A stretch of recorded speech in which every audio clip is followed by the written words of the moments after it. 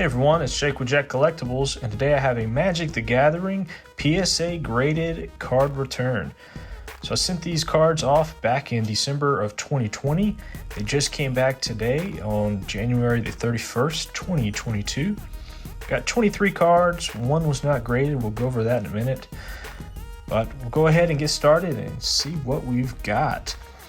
First off, we've got a Ubuyet from Arabian Nights. This is a light version, where the mana symbols are light instead of darker. This one came back in 8. So all of these cards were submitted under the quarterly special with PSA for Magic the Gathering, which was $9 a card. So really great price to submit these, which is why I sent a lot of these in.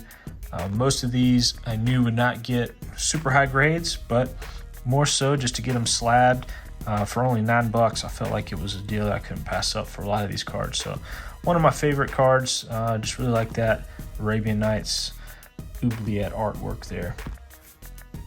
Next, probably one of the biggest, if not the biggest card in the return is going to be a revised Underground Sea that came back at 9. So that was really nice. Was happy to get that one. Definitely probably the most expensive in this return here. So happy to get this.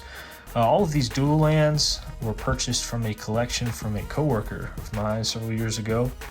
They were all in really nice shape, and to get a 9 on that one was something pretty special. Next, we've got a Tundra from Revised. This one has 7. So most of these have little kind of like fingernail indentions or little marks on the backs for the most part, kind of which is holding back a lot of these from higher grades, but it looks really nice. There's a 7 there for the Tundra. Next, we've got a couple Tropical Islands. First one is a 7 as well. You can see there's just a couple little indentions and things like that, but otherwise really nice kind of eye appeal on that. And then we've got a 6. Next, we have a Badlands, which came back at 5. I was a little surprised on the 5. I think there were a few scratches and things there, but I thought it might get a little higher than a 5 for that one, but got a 5 there. Next, we have a Savannah, which came back at 9. Just happy for that one. Also a Tega that came back a 9 as well. Plateau, which was an 8. These are always notoriously off-center, so you can see how off-center top to bottom that one was, but really nice card, just bad off-center. And then our last dual land, we have a Scrub Land. It came back a 9. So I was happy for that too. No Volcanic Island or anything like that, just those were the ones that I had, and so I sent those in. Next, we have a Wheel of Fortune from Revised, came back an 8. This was a BGS, I believe 8, that I cracked out and sent in. It was really nice. Had like 9.5 subgrades and everything except centering, and which I knew just because it was so off center. So I was hoping that maybe I could get a PSA 8 with it, and so I was happy to get that one. Next, we have an Unlimited Demonic Tutor. So this was a BGS, I believe 8.5 maybe. Came back a 6. There is a kind of like a hairline kind of crease up top there. It's hard to tell through the camera, but it looks like that's probably what knocked this down. Looks like it was missed by BGS, and PSA caught it, so that one got knocked down to a 6, unfortunately. Next, we have a Revised Demonic Tutor, came back an 8. This was also one from the collection that I purchased from a coworker.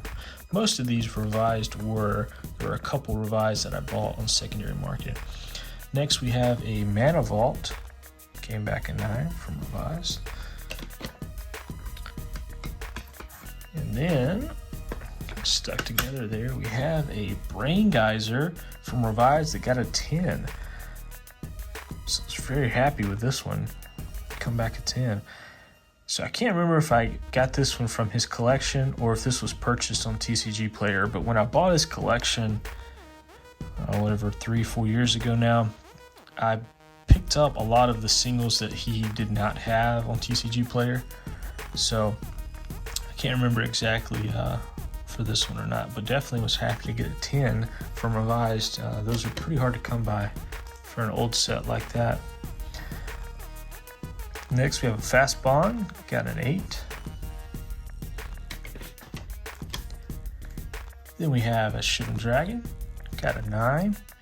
I know for a fact this one was purchased on TCGPlayer because that was one of the ones that he did not have, was a Shivan Dragon. So to get a 9, definitely would take that from a raw card on TCGPlayer.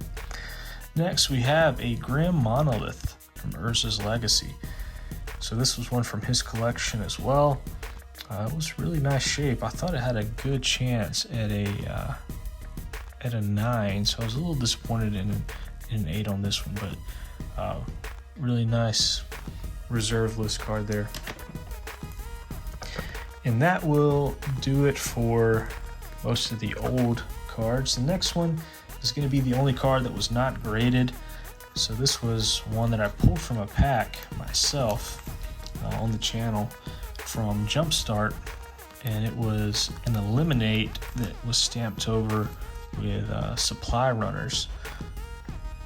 So you can see the Eliminate in the art, but then it has supply runners stamped on top of the Eliminate text as well. So thought that they might slab this just as like a misprint, but they sent it back that they would not grade it. So kind of disappointed in that one, but just wanted to get it slabbed just because I liked the card, thought it was cool that it was a misprint. So instead I'll just keep it sleeved up and I guess in a top loader on the side. Next we have an Urza foil from Modern Horizons 1. So this was back in 2020, before Modern Horizons 2 was released. So at the time it was the only Urza that was out before they reprinted the same card in the retro border.